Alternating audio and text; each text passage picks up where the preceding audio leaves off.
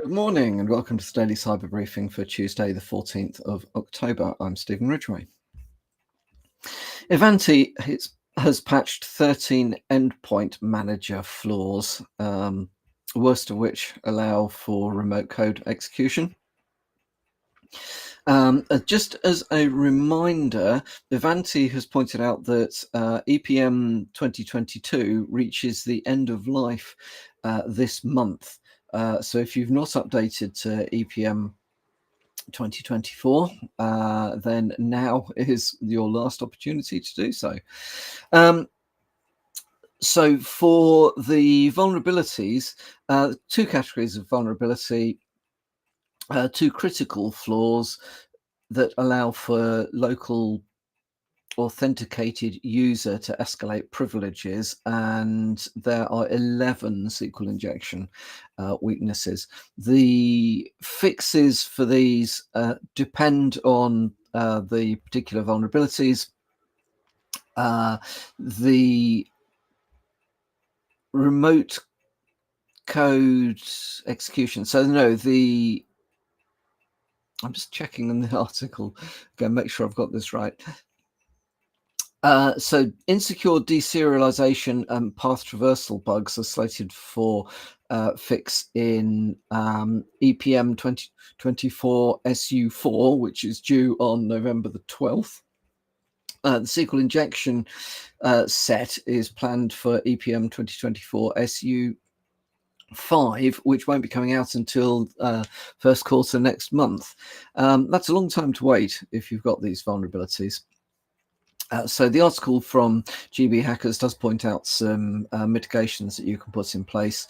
Ivanti has had a bad run this year. However, they do appear to be doing the best they can to keep on top of these things, although some of those timelines I think are a little long for my liking. On other matters, there has been a lot of interest recently into how to compromise components of solar power systems. Particularly concerning is a focus on solar power inverters. So inverters are the thing that sits between the solar panel or the farm of solar panels and the grid itself. So solar panels produce direct current. The grid works on alternating current. So the inverters convert from direct to alternating current.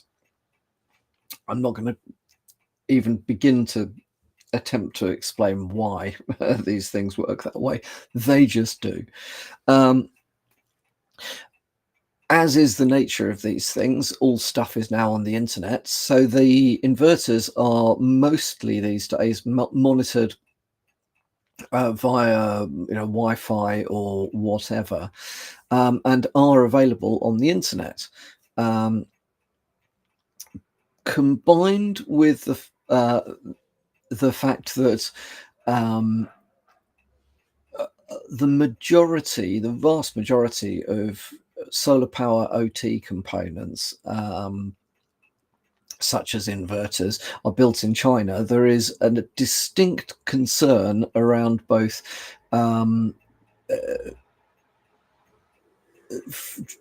leakage of information and vulnerability to attack. Now, vulnerability to attack may well be they've got built-in backdoors that we just don't know about, which is distinctly possible.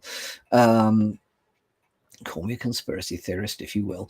Or alternatively, particular groups looking to cause disruption. And these would be a brilliant way of causing disruption. If you look back to the Iberian Peninsula outage, it shows how easy it is to mess up a power grid on a very large scale. Now, that one wasn't due to cyber attack, as far as we know. Much more likely to have been a green energy power spike that triggered other parts of the grid to isolate the Iberian Peninsula in order to protect themselves. So Quite worrying state of affairs. The FBI is particularly concerned about this stuff at the moment. Defensive measures are just do your basic cyber hygiene. Segment your networks, keep your firmware up to date, and make sure that you've got your incident response and your recovery capabilities in place. And a really good way, if you're working in any field where you're concerned about that stuff, it's difficult to actually do the technical security controls. At the very least, make sure you've got some visibility of what is going on from a cyber perspective around those devices, and run a tabletop exercise, and not just a technical can we recover it exercise, but a proper tabletop exercise that looks at business continuity, or if you're running a solar farm, or more broadly, how to recover from not a component failure, but a regional, national, whatever it might be, disaster triggered by these sorts of things. Look at your part in that stuff and make sure that you know what to do. And then finally from me, we are all at the mercy of our cloud providers and our cloud service providers, and in this case they didn't do a very good job. So there is a company called, now let me get the name of the company right, Invoicely, which kind of does what it says. They manage invoices through a cloud platform. Only snag is that 178,000 or more invoices have been sat in a database with no controls around them at all. Anybody who found the database could download the contents, including Excel spreadsheets, CSV files, PDFs, images. Complete lack of security measures. Once pointed out, the company has taken that database offline. However, it does mean then that there are over 178,000 invoices out there.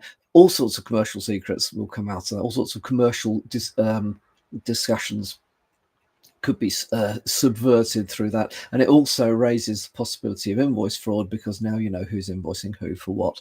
So if you use Invoicely, put in place your contingency plans for a data leak. Right, that's all from me for today. I hope you have a good day. I'll speak to you again tomorrow.